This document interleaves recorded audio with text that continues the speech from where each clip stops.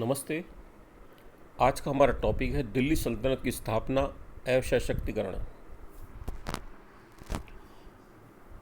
गजनी वंश ये तुर्क वंश था। इसको यामनी वंश भी कहा जाता है। 712 ईस्वी में मोहम्मद बिन कासिम ने सिंध को जीता। सामानी साम्राज्य के सूबेदारों में एक तुर्क गुलाम अल्पतगीन था, जिसने सामानी साम्राज्य के पतन के बाद मध्य एशिया में अपना राज्य स्थापित किया और राजधानी गजनी को बनाया। अल्पतगीन के सहस्त्र तुर्क गुलामों में सुपुकतगीन भी था। अल्पतगीन के बाद वह गजनी का शासक हुआ। सुपुकतगीन के उत्तराधिकारी इस्माइल को भगाकर महमूद गजनवी गजनी का शासक हुआ। महमूद गजनवी 998 से 1030 ईस्वी तक शासक रहा। महमूद गजनवी अजाम का प्रथम सुल्तान माना जाता है।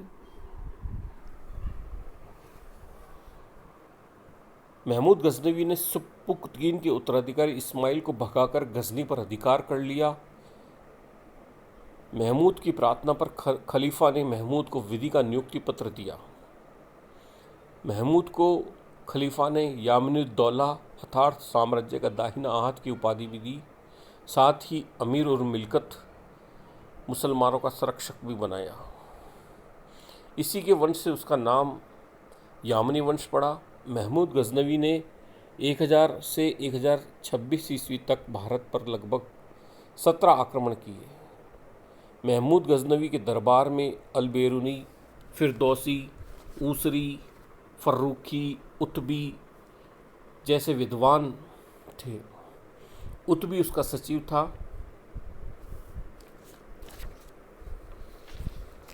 इसके बाद गौर वंश, जो ताजिक कहा गया।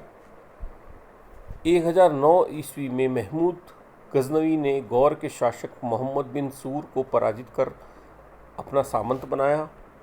महमूद की मृत्यु के बाद गजनी और गौर राज्य में संघर्ष बड़ा लंबा चला। गौर के शासक अलाउद्दीन हुसैन ने 1155 ईस्वी में गजनी को जलाकर खाक कर दिया, जिससे उसका नाम जहां सोज अर्थात विश्व को जलाने वाला पड़ा। मोहम्मद गौरी ने 1173 से 1206 तक शासन किया। गौर के सुल्तान गियासुद्दीन गौरी ने 1173 में अपने छोटे भाई शहाबुद्दीन उर्फ मोइनुद्दीन मोहम्मद गौरी को गजनी का सूबेदार बनाया, लेकिन वह नाम मात्र अपने भाई के अधीन था। इस समय पंजाब पर गजनवी वंश के मलिक खुसरो का अधिकार था। मोहम्मद गौरी ने भारत पर कई आक्रमण किए, जैसे 1175 में मुल्तान एवं उच्च के करमाती शिया मुसलमानों पर, 1182 में सिंध के सुमरू मुसलमानों पर, 1189 में पंजाब के मलिक खुसरो को धोखे से हराया। 1191 में तराइन के प्रथम युद्ध में अजमेर के पृथ्वीराज चौहान तृतीय से वह पराजित हुआ, लेकिन 1192 में तराइन के द्वितीय युद्ध में उसने पुनः वापस आकर पृथ्वीराज चौहान तृतीय को पराजित किया। 1194 में चंदावर के युद्ध में कन्नौज के जयचंद गढ़वाल को पराजित किया। चंदेल राजा परबंदी के राज्य बुंदेलखंड पर उसने विजय पाई। उसके बिहार के सेनापति इख्तियारुद्दीन मोहम्मद बिन बख्तियार खिलजी ने 1202-1203 में बिहार में विजय पाई और नालंदा विश्वविद्यालयों को लूटा। बख्तियार खिलजी ने उदयपुर में किला बनाया और 1245 में बंगाल के राजा लक्ष्मण सेन की राजधानी नदिया पर आक्रमण कर अधिकार कर लिया। मोहम्मद गौरी की मृत्यु पंजाब में खोकर का जब विद्रोह को दबाकर वह गजनी लौट रहा था, तब मार्ग में दम्यक नामक स्थान पर 15 मार्च 1206 में शाम की नमाज पढ़ते हुए कुछ शिया व हिंदू खोकर विद्रोहियों ने उसका वध कर दिया। दिल्ली सल्तनत के नामकरण पर काफ़ी वाद विवाद है। कुछ इसको गुलाम वंश कहते हैं, कुछ इसको ममलूक वंश कहते हैं, कुछ इलवारी तुर्क कहते हैं, कुछ आदि तुर्क कहते हैं। गुलाम वंश कहने के पीछे एक कारण ये रहा कि इसके जो लोग थे वह गुलाम थे, जिससे शासक थे वह गुलाम थे। लेकिन इसको गुलाम वंश इसलिए नहीं कहा जा सकता क्योंकि इल्तुतमिश और बलबन ने गद्दी से बैठने से पूर्व ही स्वतंत्रता पा ली थी। ममलूक गुलामी के बंधन से मुक्त माता पिता से उत्पन्न जो संतान होती है उसको ममलूक कहा जाता है। ऐसे गुलाम जो सैनिक सेवा करते थे, पर इसमें ऐबक को नहीं रखा जा सकता क्योंकि ऐबक शासक बनते समय भी गुलाम था। इल्तुतमिश इल्बारी तुर्क था, लेकिन इसको इल्बारी तुर्क वंश इसलिए नहीं कहा जा सकता क्योंकि ऐबक इल्बारी तुर्क नहीं था।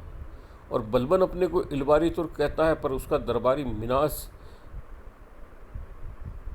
ऐसे संकेत देता है जिससे ये सिद्ध नहीं होता कि वह इल्बारी तुर्क था। अतः इस वंश को आदि तुर्क वंश या प्रारंभिक तुर्क शासक वंश कहा जा सकता है।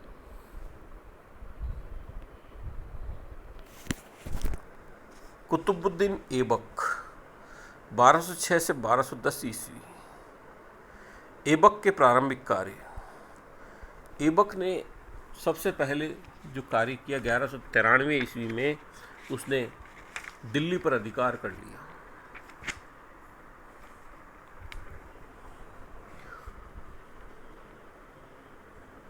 और 1193 ईस्वी में ऐबक द्वारा दिल्ली पर अधिकार करने से दिल्ली मोहम्मद गौरी के भारतीय राज्य की राजधानी बन गई। उसने अजमेर में 3 विद्रोहों का दमन किया। पहला विद्रोह जो पृथ्वीराज चौहान के पुत्र या छोटे भाई गोविंद ने किया था, उसका दमन किया। दूसरा पृथ्वीराज चौहान के भाई हरिराज ने विद्रोह किया, उसका दमन किया। और तीसरा विद्रोह भी हरिराज द्वारा किया गया, उसका विद्रोह भी ऐबक द्वारा किया गया। ऐबक ने तीसरे विद्रोह में हरिराज को अजमेर में घेर लिया और भूख से मरने के डर से हरिराज ने आत्मदाह कर लिया।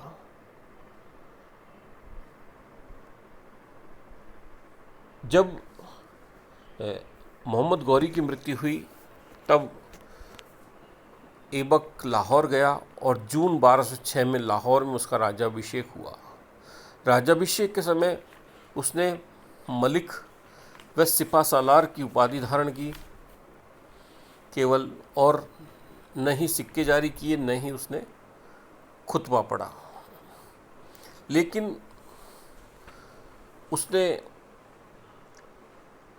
ऐबक को मोहम्मद गौरी ने गजनी लौटते समय अपना वली अहद बनाया था, भारतीय प्रांतों का उत्तराधिकारी बनाया था। इसलिए ऐबक ने इंद्रप्रस्थ को अपनी राजधानी बनाया।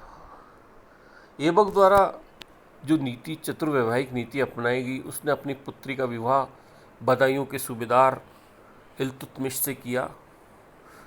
इल्तुतमिश पहले बुलंदशहर ग्वालियर का सूबेदार था और बाद में वारन बदायूं का सूबेदार बनाया गया। उसने अपनी बहन का विवाह सिंध के शासक नासिरुद्दीन कुबाचा से किया। सैकवा विवाह गजनी के शासक ताजुद्दीन यल्दौज से किया। 1208 में गौरी के उत्तराधिकारी महमूद बिन गयासुद्दीन ने उसे गुलामी या दास्ता से मुक्त करके सुल्तान की उपाधि प्रदान की। कुतुबुद्दीन ऐबक के अन्य कार्य। गजनी के ताजुद्दीन यल्दौज और सिंध के नासिरुद्दीन कुबाचा पर नियंत्रण रखने के लिए उसने अपनी राजधानी लाहौर को बनाया।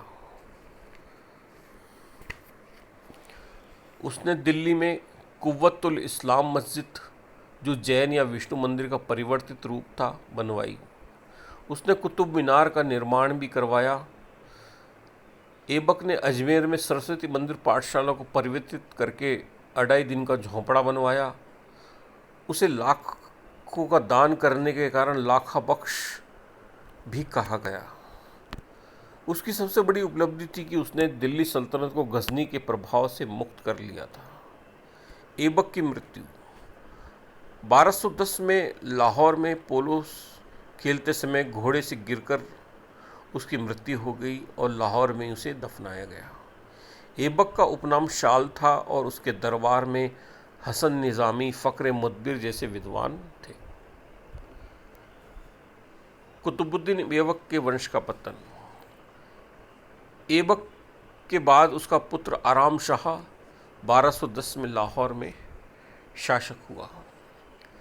दिल्ली के अमीरों ने ऐबक के दामाद व योग्य सूबेदार बदायूं का जो सूबेदार था इल्तुतमिश, उसको दिल्ली आमंत्रित किया और दिल्ली में सुल्तान घोषित किया। आराम शाह युद्ध में पराजित करके मार डाला गया।